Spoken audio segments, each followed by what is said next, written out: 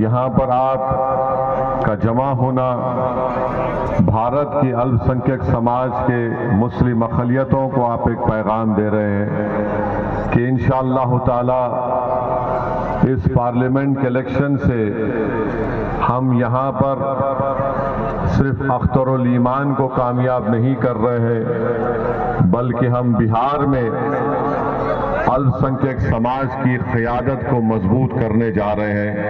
मैं आप तमाम को मुबारकबाद देता हूं और आपका शुक्रिया अदा करता हूं। मुझे यकीन है कि इस पार्लिमानी इलेक्शन में अख्तरुल ईमान साहब की कामयाबी आप तमाम के दुआओं से, आपके वोट से और अल्लाह के फजल करम से होगी। और जैसा कि अभी यहाँ पर आफ्ताब साहब और अख्तर साहब ने कहा कि हमको अपनी एक सियासी क़यादत को मजबूत करना है। मेरे अजीज दोस्तों और बुजुर्गों, भारत की पार्लियामेंट में 306 बीजेपी के एमपीज हैं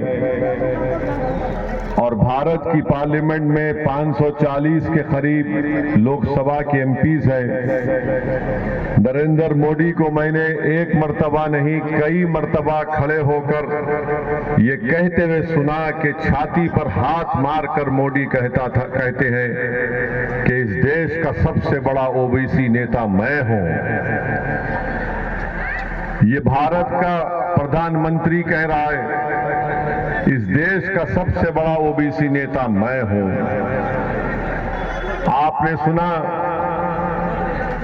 कि राजद की तरफ से लालू प्रसाद यादव और अब तेजस्वी कहते हैं कि यादवों के हम सबसे बड़े नेता हैं। नीतीश कुमार पिछले 15 साल से कह रहे कि हम कुर्मी और कुशवाहा के नेता हैं। रामविलास पासवान जब तक दुनिया में जिंदा थे, अब उनके फर्जन ये कहती है कि हम पासवान के नेता हैं। मांझी साहब ये कह रहे हैं कि हम मांझियों के लीडर हैं। कुशवाहा साहब ये कह रहे हैं कि हम कुशवाहा के लीडर हैं। बीजेपी में जो राजपूत के नेता है कह रहे हैं कि हम राजपूतों के नेता हैं। जो भूमिहार है वो कह रहा है कि हम भूमिहार के नेता हैं।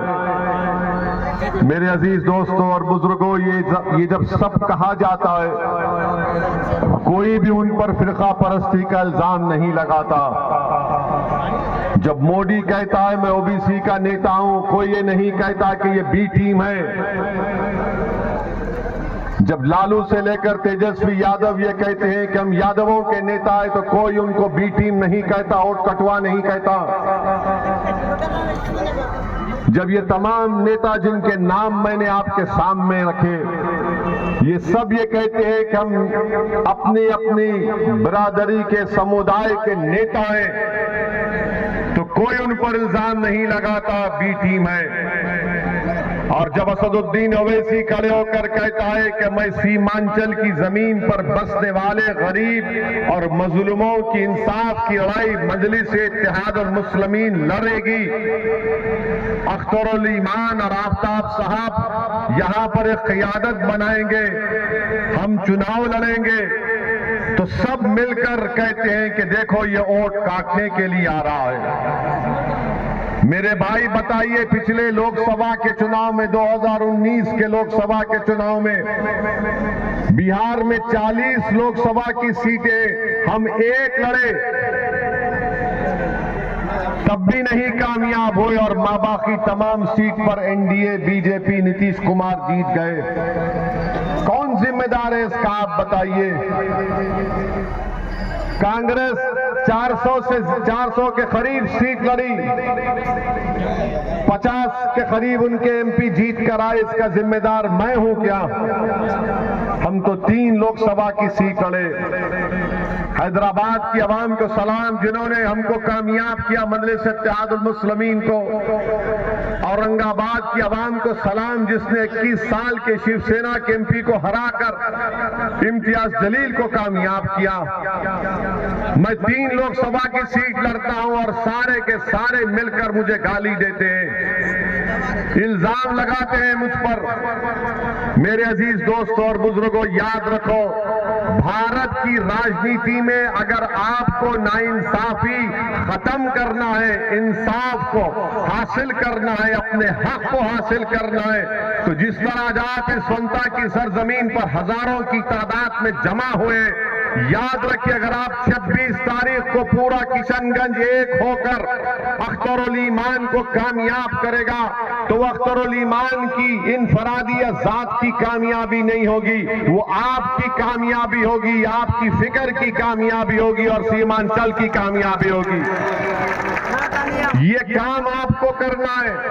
आपने बरसों सबको वोट दिया, मगर कभी आपने अपनी क़ियादत को मजबूत किया, कभी आपने अपने नेता को बनाया, कभी आपने अपनी आवाज को बनाया कि वो आवाज जाकर लोकसभा में आपके लिए लड़े, आपकी तकालीफ का जिक्र करे। मगर नहीं, हमको ये बोल दिया गया कि आप सिर्फ वोट डाल सकते हो, आप लालू की खिदमत करो, नीतीश की खिदमत करो, अब उनके बेटे की खिदमत करो।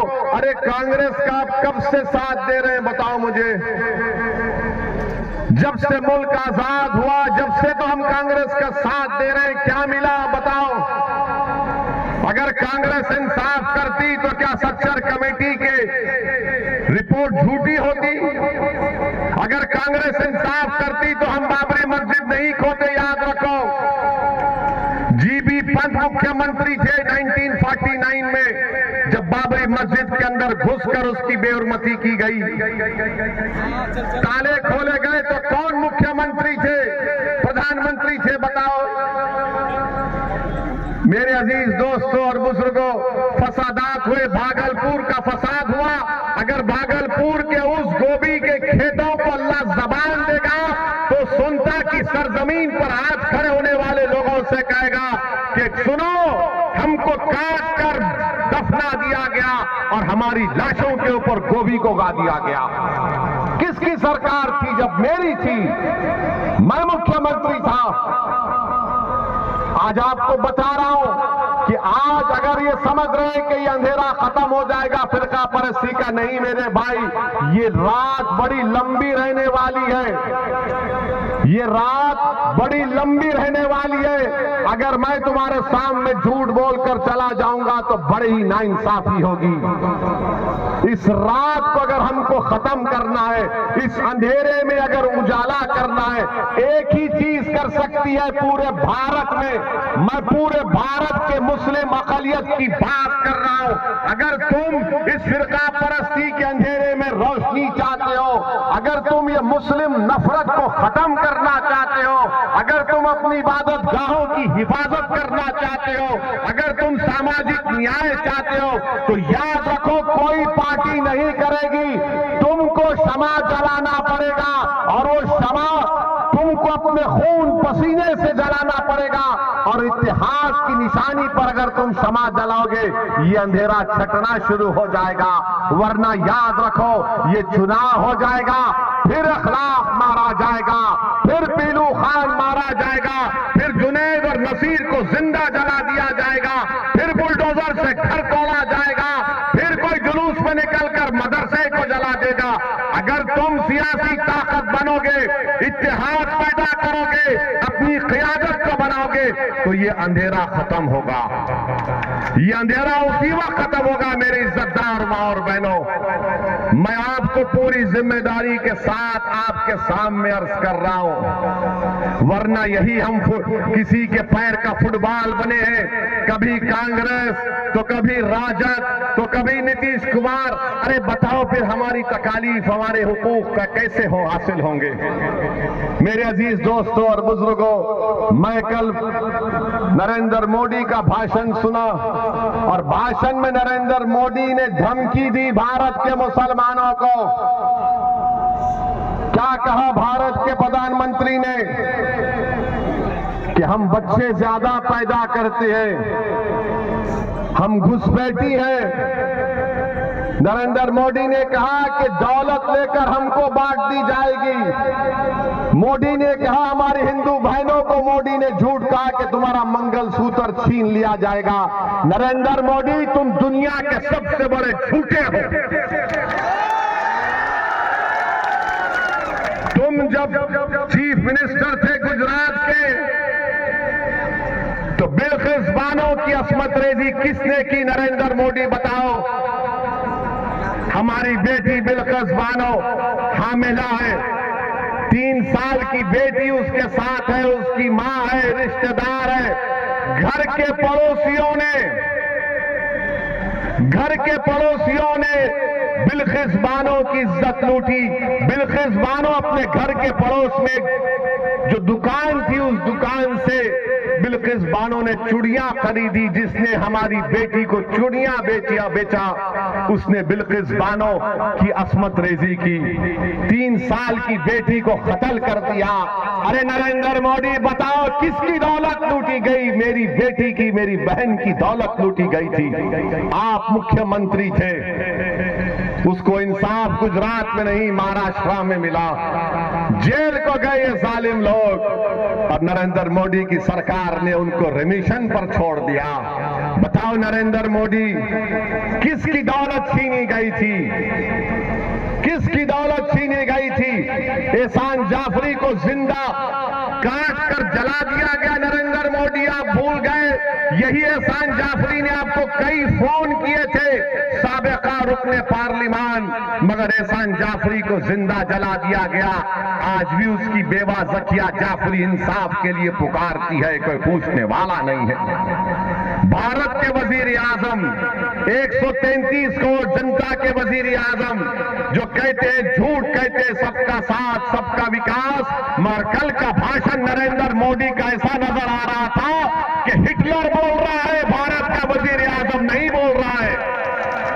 और आपको याद दिला रहा हूं, मैंने पार्लियामेंट में फरवरी में जो पार्लियामेंट का सेशन हुआ था, मेरी तकरीर को उठाकर देख लो। मैंने अपनी तकरीर में कहा था कि आज भारत का मुसलमान 1930 के यहूदियों की तरह जर्मनी में जो यहूदी थे अपने आप को समझता है। और यहूदियों में जब हिटलर ने यहूदियों को गैस के चैम्बर में डालकर मार दिया, ऐसे ही नहीं डाला, पहले हिटलर ने तकरीर करना शुरू कर दिए यहूदियों के खिलाफ। यही तरह जिस तरह तकरीर कर रहे नरेंद्र मोदी। नरेंद्र मोदी, आप प्रधानमंत्री हैं, इस देश के प्रधानमंत्री, आपको जेब नहीं देता कि आप भारत की इतनी बड़ी आबादी के ताल्लुक से इस तरह की बकवास करें। किसकी दौलत लूटी हमारे, बताओ मेरे भाई।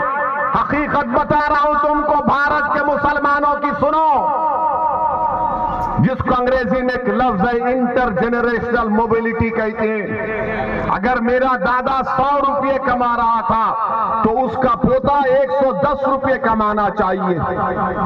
हमारे हिंदू भाइयों के पोते अपने दादा से बढ़कर कमा रहे, यादवों के बेटा बेटी अपने दादा से बढ़कर कमा रहे, ठाकुरों के, राजपूतों के, भूमिहार के, आदिवासियों के, हर समाज के, सिखों के, ईसाइयों के पोते अपने दादा से बढ़कर कमा रहे। अगर कोई अपने दादा से कम पैसे कमा रहा है तो मुसलमान है वो। और नरेंद्र मोदी बोलते हैं कि दौलत हमको दी जाएगी। कितना झूठ कह रहा है भारत का प्रधानमंत्री होकर इस तरह की बात वजीर आजम करते हैं। अरे आप देश के वजीर आजम हैं, आप किसी चौपाल के नेता नहीं हैं।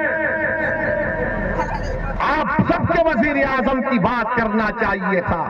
और बोलते हैं कि हम बच्चे ज्यादा पैदा करते हैं। नरेंद्र मोदी, क्या आपके 6 भाई नहीं हैं? अमित शाह की 6 बहनें नहीं हैं? क्या रविशंकर प्रसाद की 7 भाई बहन नहीं है? मगर दिखता कौन? मुसलमान ज्यादा बच्चे पैदा कर रहे।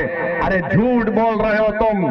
तुम्हारी गवर्नमेंट का आदादोशुमार डेटा कह रहा है कि मुस्लिम हमारी बेटियों का जो फर्टिलिटी रेट है उसमें कमी आई है, मगर ये पुरानी आदत, ये बच्चे पैदा कर रहे हैं, ये बच्चे पैदा कर रहे हैं। नरेंद्र मोदी जी क्यों इतना झूठ बोलते? आदादोशुमार तो देख लो तुम्हारी।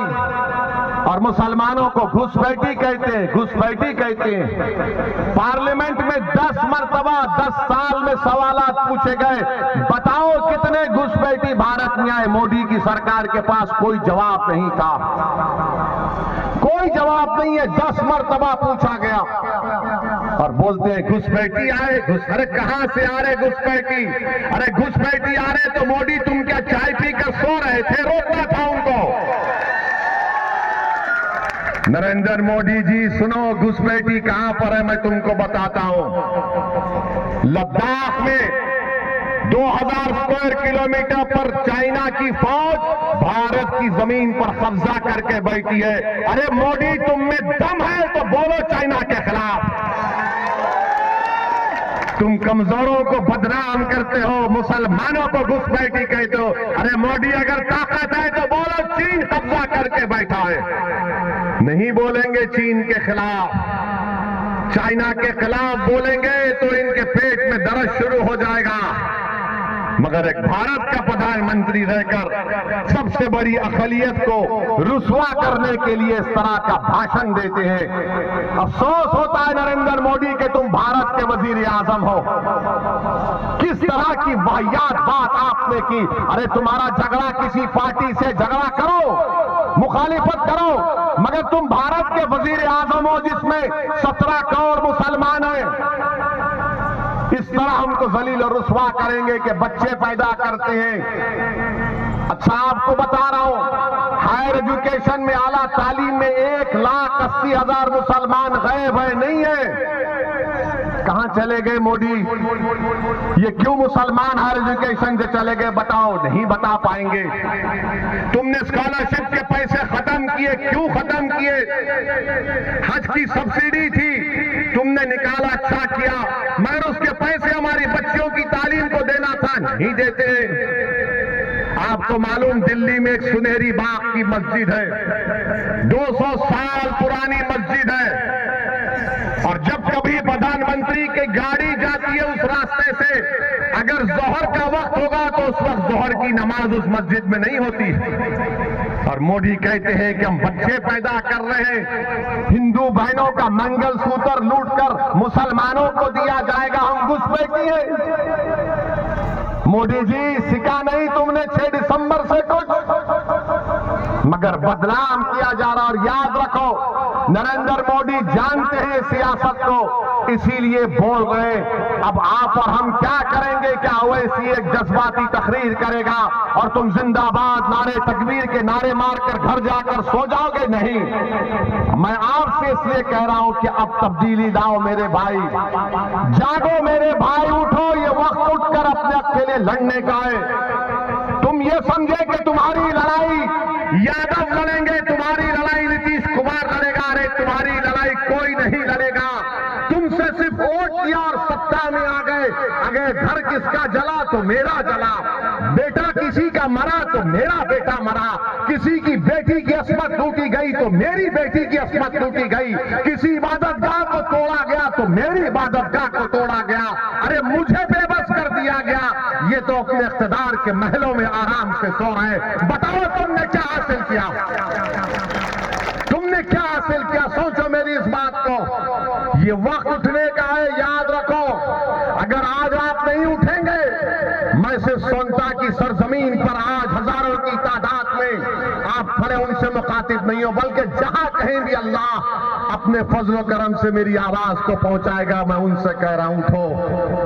मैं मर जाऊंगा, मैं मरने को तैयार हूं, मगर बताओ इन बच्चों का क्या होगा जो आज उम्मीद लगाकर बैठे कि कल मुस्तकबिल हमारा होगा। मैं बार बार कह रहा हूं, इसीलिए बदनाम हो जाता हूं। लोग मेरी जबान से निकले अल्फाज को समझते हैं कि मैं नफरत को फैला रहा हूं। मैं किसी मजहब के खिलाफ ना था, ना कभी रहूंगा। मैं किसी हिंदू के खिलाफ नहीं था, मैं किसी दलित के खिलाफ नहीं था, मैं किसी आदिवासी के खिलाफ नहीं हूं। मैं कैसे किसी का खिलाफ हो सकता हूं जब मेरे रब की किताब का पहला जुमला क्या है? अरहमर राहिमीन। मैं कैसे किसी का खिलाफ हो हो सकता हूं। यकीनन मैं एक मुसलमान हूं, मैं किसी का खिलाफ नहीं हूं। मैं अपनी हक की बात कर रहा हूं, मैं अपनी आवाज को पैदा करने की बात कर रहा हूं। अगर नरेंद्र मोदी खड़े होकर कह सकता है कि मैं भारत के ओबीसी का नेता हूं, तो क्या अख्तरुल ईमान गए दूसरा अख्तरुल ईमान खड़े होकर नहीं कह सकता कि मैं सीमांचल का नेता हूं? बताओ, मेरे सवाल का जवाब दो कि अख्तरुल ईमान खड़े होकर नहीं कह सकता कि मैं सीमांचल का नेता हूं? बताओ आप, क्या अख्तरुल ईमान नहीं कह सकते कि वो सीमांचल के नेता हैं? मेरे भाई, अगर तुम मानते हो तो फिर 26 तारीख को दबाओगे नहीं दबाओगे बटन, ये पूछो पतंग के निशान पर। अगर अख्तरुल ईमान सीमांचल का नेता है तो हाथ उठाकर बताओ, जहां जहां है हाथ उठाकर बताओ कि अख्तरुल ईमान सीमांचल का नेता है। और नेता को हम कामयाब करेंगे पतंग पर बटन दबाकर। करेंगे आप लोग? 26 तारीख को भूलेंगे तो नहीं? तो मेरे भाई, ये काम आपको, हमारी बहनों को, बुजुर्गों को करना है। अख्तरुल ईमान, अभी ठहरो, अभी खत्म नहीं हुआ, अभी ठहरे भाई साहब, रुकिए रुकिए रुकिए, बोलने दीजिए।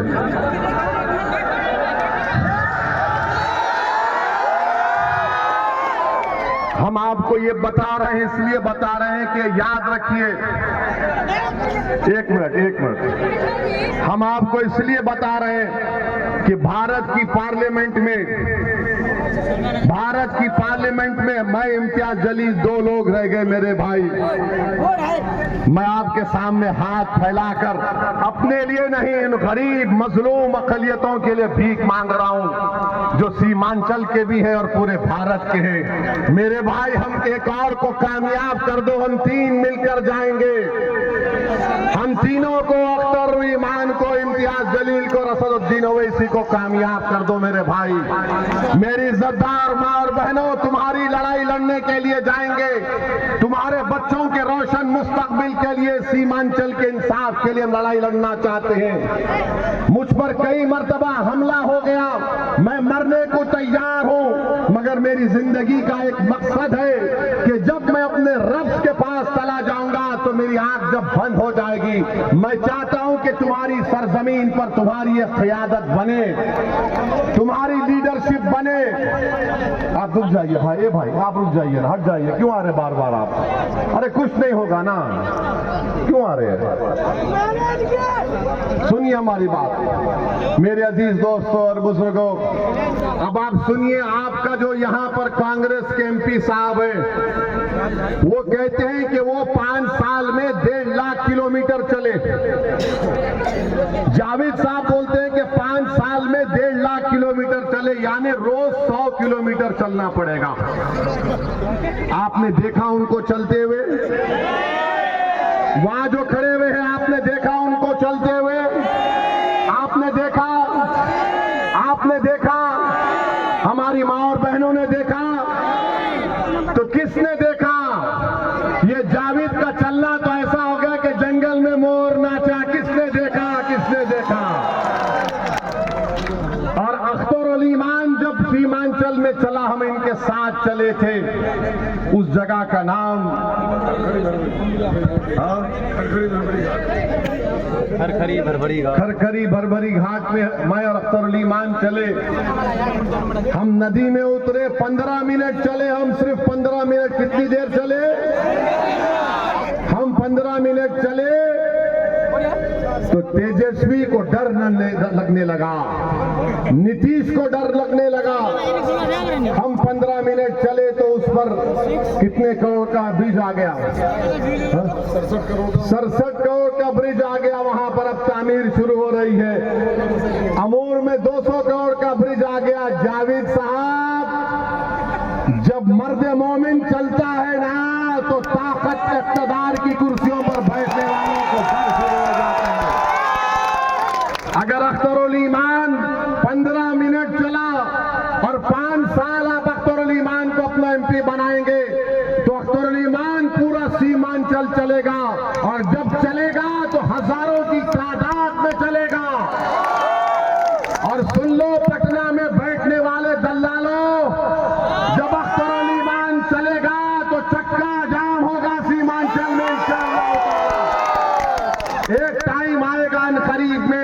कि चक्का जाम होगा, पूरा सीमांचल बंद होगा, क्योंकि अब सीमांचल की नाइंसाफी को बर्दाश्त नहीं किया जा सकता।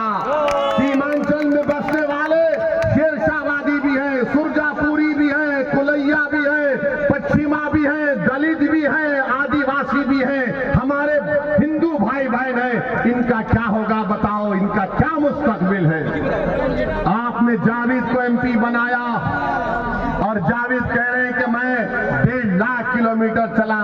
जावेद साहब, आपका कंपटीशन नरेंद्र मोदी से झूठ बोलने में सीमांचल की जनता आपको बर्दाश्त नहीं करेगी इंशाअल्लाह ताला।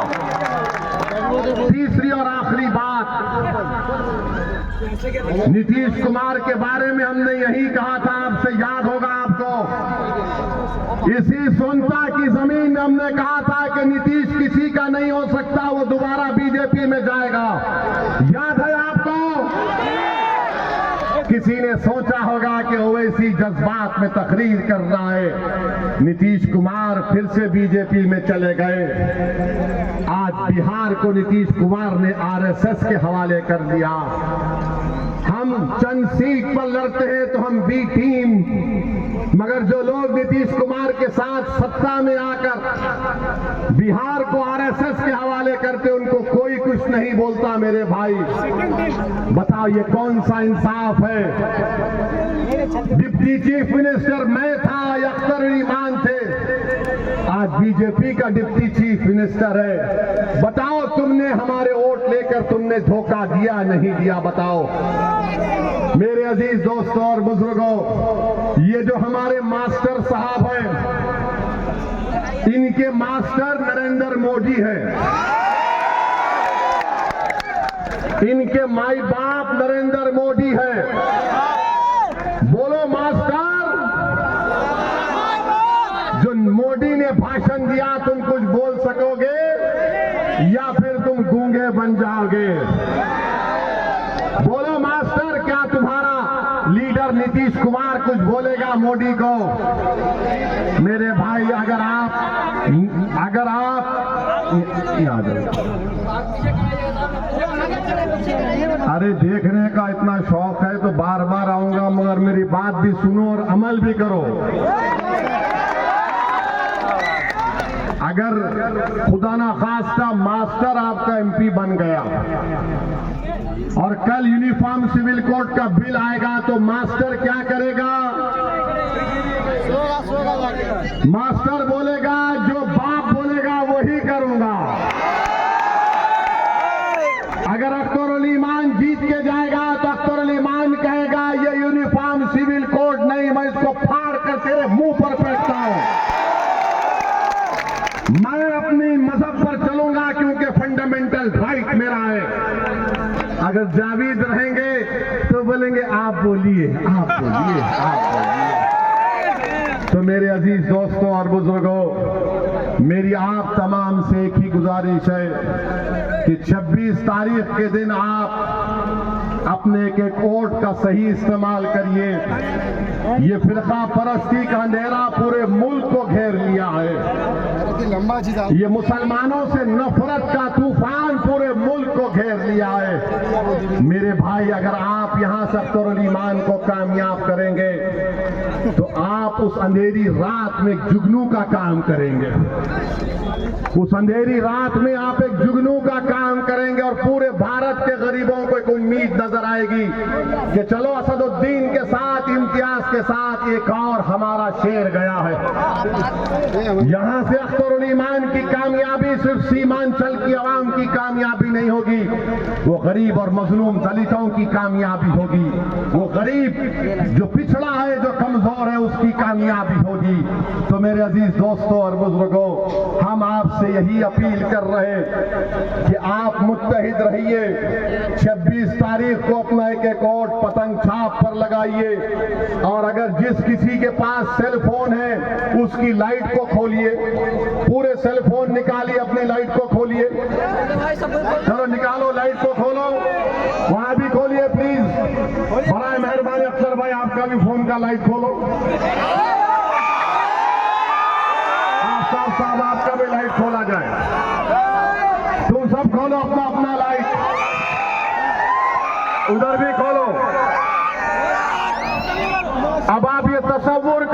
ये पूरा अंधेरा है, फिरका परस्ती है, इखलास, पीलू खान, बाबरी मस्जिद, ये जो तुम रोशनी जलाए हो, ये उम्मीद की रोशनी तुम आज जलाए हो संता की सरजमीन पर।